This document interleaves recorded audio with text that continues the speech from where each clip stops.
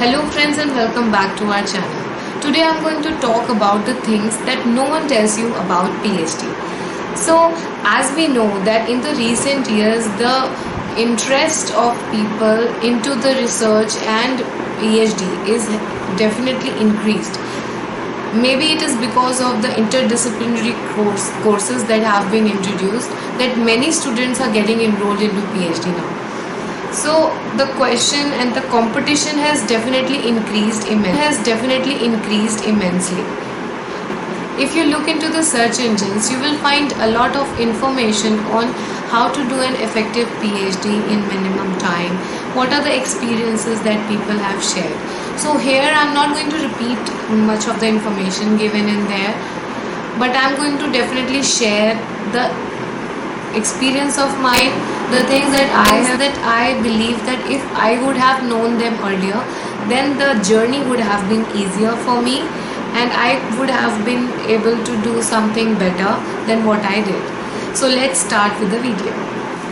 So the first and the most important question that arises is how to start and what is the right way. Like, as soon as you enroll into PhD at any institute, you will get a brochure of information on what is the roadmap of PhD that you will have to follow, how many courseworks you have to pursue, in what particular amount of time you have to complete your research survey and submit your research summary or synopsis, and definitely give your research topic. So the research topic that needs to be given in the institute has to be very precise and very important. The first mistake that we do is we read certain papers, we have a research proposal in mind and we decide that we will work on this particular topic. But what happens is later on, as we read more papers, we find interest in different other things, different other aspects of the same study as well. Also, the problem is once you start with the methodology, you might not get the accurate and specific amount of data which is required for the topic that you have proposed for your research. So if you have decided a very narrowed down and a specific topic initially only, then you will not have liberty to move it into any direction if you are not getting enough amount of data. So according to me, the right way is to take a broader research topic in the beginning so that you can mold it into some specific one till your second or third year of PhD, when you have a set of data and you understand that what particular inference you can take out from it. Second thing which is very related to the first topic is what coursework you should take. Many of the students who have just enrolled into the coursework are not very familiar or very close to their supervisor. So I would advise that definitely have a talk with your supervisor before taking your credit courses. They have a lot more knowledge and they can see more than you can in the beginning, and they will make you understand and they will suggest you the right courseworks you should pursue for your PhD, because courseworks are really important. You might take it as just a bottleneck to cross, or just you have to go through these so that you can further continue your PhD work, and you are so much into research and as soon as you have enrolled you think that you are going to do some big research. I totally understand that, but you also get this very straight that PhD is the last time you are getting a complete time to develop your skill set. So whatever subjects you're choosing, if they are somehow related to the things that you might need in your research further, then it will definitely help you a lot and you will be able to use this theoretical knowledge into practical ones later. So the second point that I'm going to share and no one told me about is having n number of plans. If you are starting with one plan, that this is the literature survey, my research proposal was this and I have to pursue this particular research, then there are many chances that you will complete your plan A. But what if while you start your study, the data that is required for the your research is not available. What if you once you start the methodology and you are not getting the results that as you expected them? What if your hit and trial is not leading you to the path you wanted to address through your research proposal? So if you're having just one plan and you think that I will complete my whole PhD with this plan only, then there are chances that it will happen, but there are chances that it might not happen as well. In this scenario, you might get stuck in some midway and you might feel that I have wasted 1 or 2 or 3 years into this, and now I am at a point where I don't have any plan B to complete my PhD. And many of the students leave their PhD in the midway because of these issues as well. So always in the beginning only you have to make plan A, plan B, plan C and plan D. Yes, these many plans you should definitely make. Once you start your literature survey, you will have a plenty of ideas related to your research topic. So you have to take, if I am taking this particular organism, take 2-3 genes. Like I will start with this gene which is very important, but if this gene does not give the amount of information, the kind of information I want from it, then I will switch to the gene B. If you don't want to switch over the genes, take one gene but take different kind of sciences that you can apply over it and you can get different kind of information from it. So if don't constrict to just one plan, have a broader idea and have 2-3 research ideas ready with you, and while you're working with your plan A, always also keep on working with your plan B, so that if A doesn't work, you can definitely have a lot of information from this. You don't have to start from scratch from like literature survey for plan B. While you're gathering the information for plan A through your literature survey, you will get a lot of information for that also. So you keep storing that somewhere. Whatever inference you're getting, keep noting them down and have a complete set of information for your plan B, plan C as well. So in this way, if you work, then you can complete your PhD within the amount of time you have thought of, if not exceeding. Like if your results are not satisfactory from the plan A, you can switch to plan B. It might take 1 more year of research, but you will not have to completely start from the scratch. Third thing that nobody told me about was you will get stuck. It doesn't matter how solid plan you have made, how solid amount of information you have, how much of help you are getting for doing your PhD, but you might get stuck. Be it ideas, be it your methods that you require for pursuing it, or be it technology. You might get stuck in midway. So what are the solutions? How can you do it if you're not getting solutions anymore? Whom you should ask, how to find the solutions? And the most important solution is another very important and very simple thing which no one tells you about, is thinking. Just think.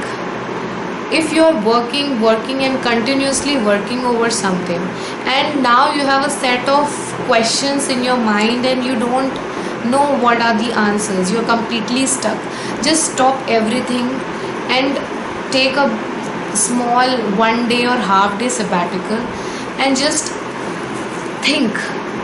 Do not talk to anybody and just think. I remember one of my friends used to call it a pankha mode or a fan mode, where he would just sit back, relax, lie down and look into the fan, and he will think, and you might get all the solutions that you require. What you will understand that what are the things you're doing relevant, what are the things that are completely irrelevant to your work and you're wasting your energy on that. So understanding all these things, you need to give a processing time to your brain. So definitely take some breaks and think over it, and you might get most of your solutions from your brain itself. Next thing that no one told me about, and I also never expected it, was loss of motivation. Even though when I enrolled, I was so full of energy and I was so boosted for research, but it does happens with all of us that we definitely lose motivation. It happens because PhD is not a very short journey. It takes a lot of time, it takes a lot of energy, and you are doing so many things parallelly. Like, you have a personal life, then you have a professional life, but this professional life is so different than any other professional life, because you are completely dedicating your brain into it. You might not be taking enough amount of sleep. All the time you think about is your research, its research solutions. And just like everyone one has said, PhD is not an easy journey. So it's definitely true. In the midway somewhere, you might become a different person and you might start losing your all the motivation. So how to keep yourself motivated is, you have to find the accomplishment in the small things.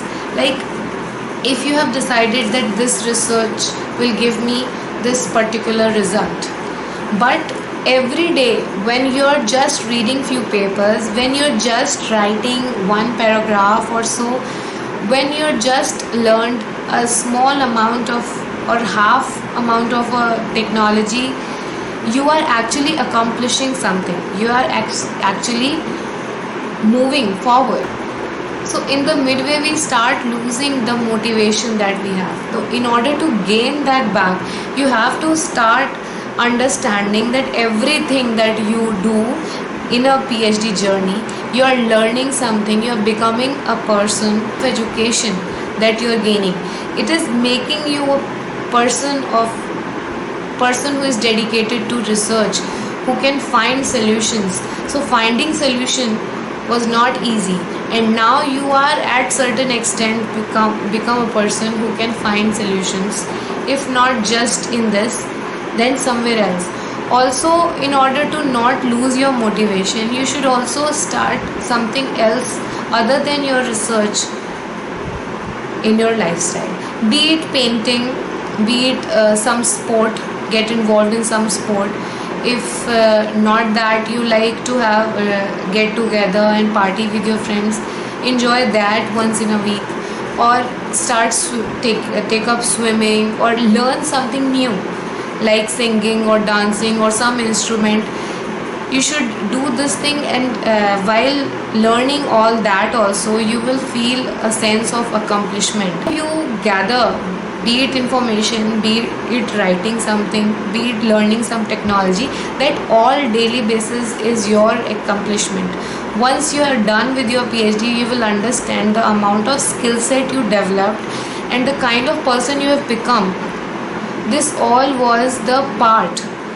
This all is the result of the path you followed while doing your PhD, not just the result that you get in the end of the PhD. The second thing that no one told me about is, there is a lot more. There is always a little more. It doesn't matter that how much papers you have studied and how much review articles you have already seen, but still there will be more information related to your topic. So if you start searching on that basis, then you will always merge up all the information, and you will get completely become clueless of what to learn and what to skip. So you have to definitely learn to leave things away which are not relevant to your study. As you further proceed with your PhD, you will understand that what things are relevant for your work and what things are not relevant for your work. If they are very attractive also, very interesting ideas also, and you are finding that this thing also can be done, just write it down somewhere, but don't start reading a lot into that information which is not relevant to your present work. Otherwise you will just waste a lot of time, and you will not get any of the relevant information. One thing more that happens during the PhD is you forget things. You definitely forget the thing that you did the last day also. So this does happen. You're doing so many things all together, and it does happen. You might see something that today, and you just completely have forgotten that why you did that on the last day. So this does happens with PhD, and it is quite normal because you might not be taking enough amount of sleep, and you are so indulged into research, and you're doing so many things all together. Then it might happen that you completely forget the things that you did last week and completely flash off the things that you did last year or last month. And while you start writing the research paper, you don't actually remember that what were the things you did in the beginning and why you did them in that way. So it is very, very important to make a research journal. Yes, like right from the first day, have a notebook with you and a pen, and date wise you have to write whatever things you think of and whatever things you do related to your research. Even note down the things that you think of, that if you have an idea in mind that if I change this equation in this way, then I might get this result. Just write it down, because the next day you might not remember all that information. So research journal is so important, and everyone doing the research, even who are not in PhD, in MTech or anywhere else, they are doing research, they should definitely maintain a research journal. It is so damn important. And the last thing I would like to add is you should have people around, because no one told me that PhD journey would be hard. That everyone tells, but it will become so lonely also, that no one tells, because research becomes like a human being, a being in front of you. You are living with it all the time, but at a time you start feeling very lonely also. Your family members, if you start discussing your research with them, they will ask so many questions, and they might not understand a lot of it, so you don't discuss much with them. And if you are dedicating so much of time in your research, like some of them start from the morning and till the night, they are into their labs and working, so kind of they are completely out of their social life. And we are social human beings, we need people, we need normal life as well.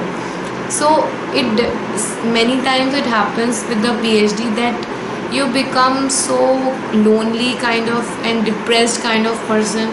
You might be working on the same thing, and by the end of the day you're not getting research, and 1 month has passed like that, and you have started so lost in with motivation and so lonely yourself.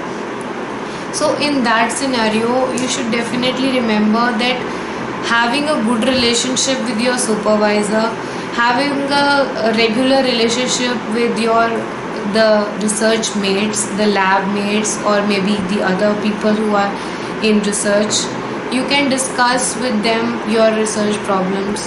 If you want a complete peace of mind, then you should talk with your family also. When you listen to them, then you understand that there are problems other than research also. There is a different life out there, out of this research thing, and that makes you feel a bit more relaxed. And if they are asking so many questions, the people who are not aware of your research or the research topic, if they are asking questions, try to tell them about your research also, if they are asking. If you can explain your research to the layman person who do not have any background or knowledge in that thing, then definitely you are making progress. You not bad to come up with your faults and come up with the difficulties that you're having. Do not put any kind of hesitation in expressing the problems that you are facing. If you become very diluted person, then it becomes very easy for you also and for the others also to help you out and get the things done in a better and efficient way. So that's it guys, that's all that I wanted to share through the experience of my journey. I will keep on sharing this kind of information. If you find it any relatable to your journey, or if you find it helpful, or just you find it fun to listen to, then please like to my video, and please do subscribe to my channel so that I get motivated to make more such videos for you all. And please comment down if you have any suggestions, or if you want to point out on anything. Just keep sharing your ideas with me, and thanks for watching. Stay happy and stay healthy. Bye bye.